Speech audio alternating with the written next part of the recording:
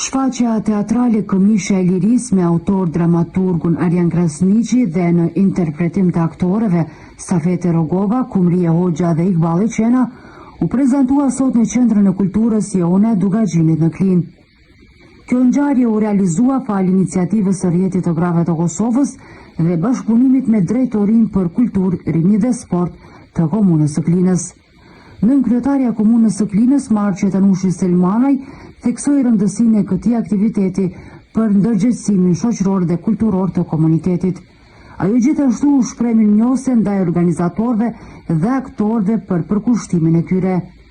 Komuna e Klinës falenderon Rjetin e Grave të Kosovës dhe zonën Iqballi Rogova për përkushtimin e tyre të vazhdueshëm ndaj çështjes gjinore dhe dhunës me bazë gjinore, shkroi mes tjerash ajo në llogarinë e saj në Facebook.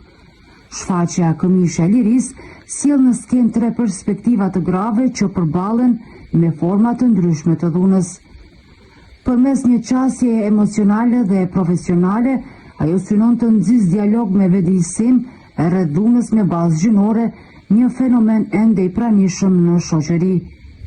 Pjesëmarrja e publikut dhe reagimet e ngrohta ndaj mesazhit të shfaqjes dëshmojnë nevojën për përfshirje të artit në tematika sociale.